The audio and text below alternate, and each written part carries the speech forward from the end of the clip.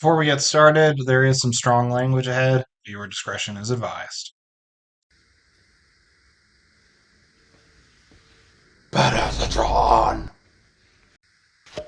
Welcome to Convertibot Reviews. I'm your host, Convertibot, and the star or stars of the show today is the Blokees B127 / Bumblebee and the Hasbro Studio Series B127 / Bumblebee. It's a double review, same character. Main goal of this review is to simply establish who does it better, Hasbro or Blokees. I'm not gonna lie, right off the bat, I love both of these, but there are some qualms about each. Alright, while yes, there are two different price points, you get two essentially the same figure, but two very different figures. That makes sense? I don't know. Let's get into it. It should go without saying that the painting and sculpting on both these figures is great. However, the clear winner is Blokees, by far. It just looks like Bumblebee or B127, BADASSATRON, whatever you want to call him, just jumped right off screen. It's fantastic. Granted, you do have to build it because it is a model kit, but it's a pretty simple build regardless. Hi there. Now the Hasbro one obviously is fully complete, but can someone please tell me why Hasbro is addicted to using this piss yellow color? Like, they've got Bumblebee yellow down before. Why? It just looks bad. And that's something to go with all the Transformers 1 figures so far. Now, accessory-wise, they're roughly the same, though I do say you do get more with Blokees figure. However, I think the Hasbro one's got the more relevant accessories. First off is a rifle he stole off a corpse. Very nice. Plugs right into his hand. It's a simple 5mm port. Yay. Now for something that actually matters. You get his arm cannons, 2 of them, and knife hands to go onto them. Fortunately, you can't wield the knives separately, but hey, you still get 2 of each, which is pretty cool. Not to mention, they can also store on his backpack as well. And yeah, you can actually get some full weapon storage out of this. Literally have to put the rifle on his ass to do it. Now, Blokees, on the other hand, has a bit of a cool factor. All Blokees Classic Class figures have a light, just activated by tapping them. And yeah, this one is actually very bright. It's really nice, plus you do get an alternate head, his battle mask, and I swear that this really lights up very well. The electric blue looks beautiful. On top of that, you can also swap out the fists for a pair of open hands, which can do a nice little wave. Nice. Now, similar to Hasbro, you do get his knife hands, and you don't need to attach a blaster for it to work. However, they are made out of clear plastic, and mine is already starting to crack. Which, yeah, be careful with these. However, they are made in that same electric blue as the helmet and light, and yeah, they do look cool. And you do get a arm cannon.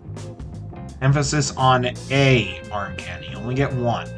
Which isn't bad, it's just the Hasbro one comes with 2, and there are some other qualms about this figure that I have. We'll get to them here in a second. Little something of note, Blokees Classic Class figures and most of Blokees figures come with a base. Very nice and helps you, pose figures. And with that being said, well, here's the thing. Posability on these guys are pretty good. The Hasbro figure is standard. There's nothing to point out.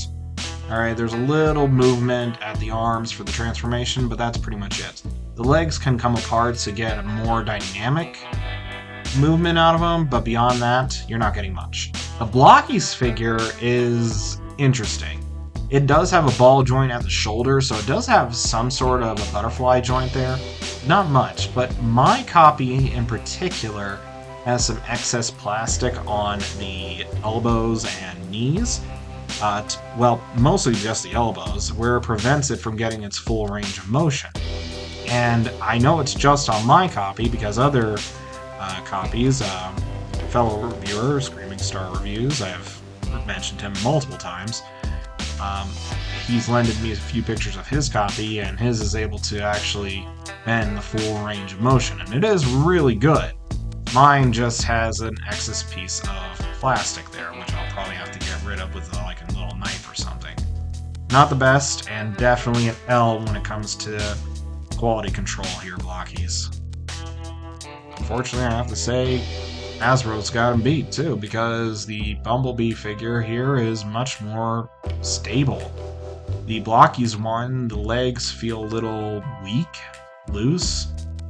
I don't know, it just feels like the Hasbro one's going to stand the test of time. The Blokees one, which granted I usually have very good luck with Blokees, not gonna have the best result at the end of the day, unfortunately. Still, for as basic as the posability is, it still poses very well. Though the Hasbro one definitely does have more stability to its name and thus pose better. Now, size-wise, these two are roughly the same size, so let's move on to size comparisons.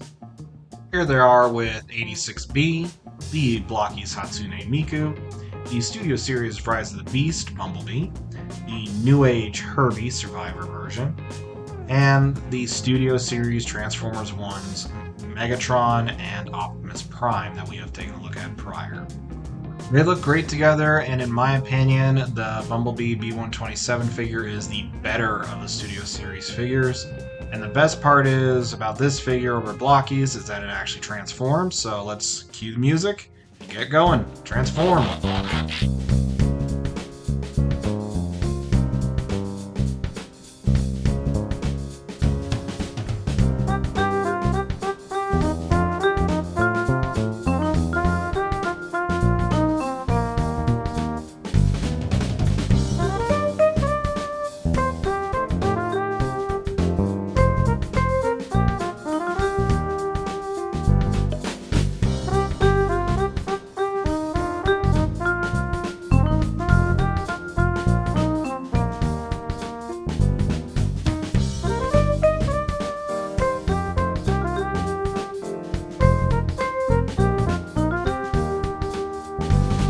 Wheels! I need wheels!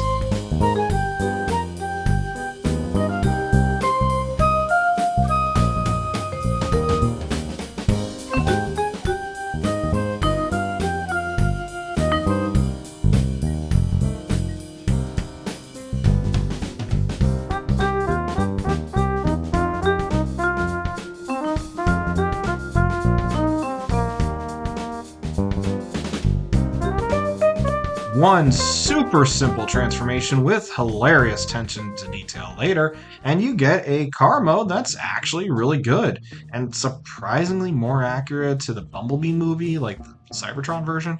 Seriously, they had to have gotten some of the inspiration from that.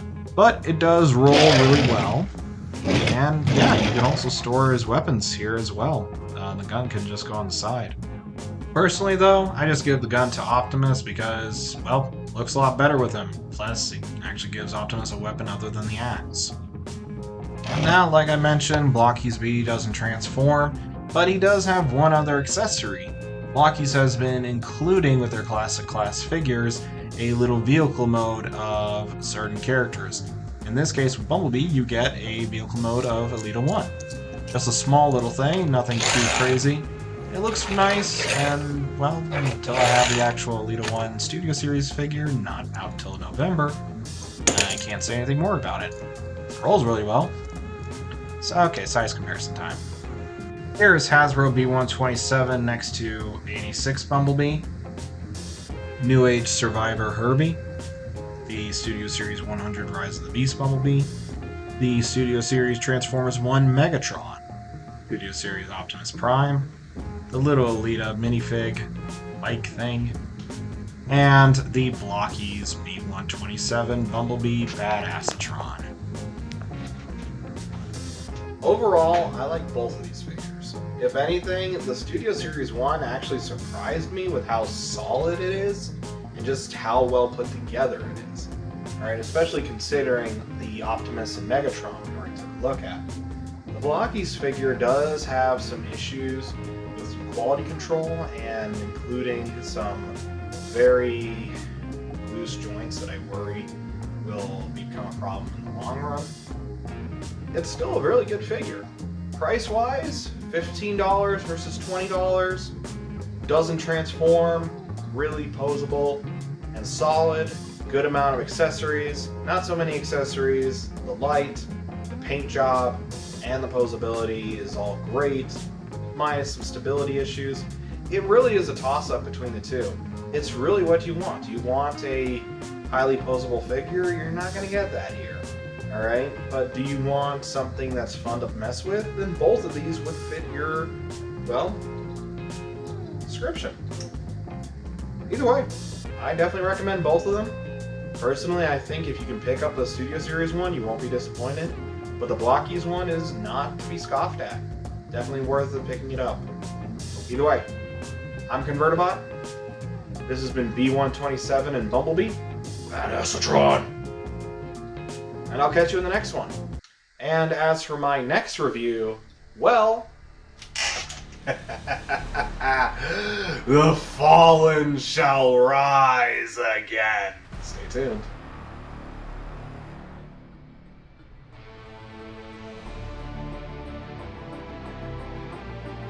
Christ, your movie sucked.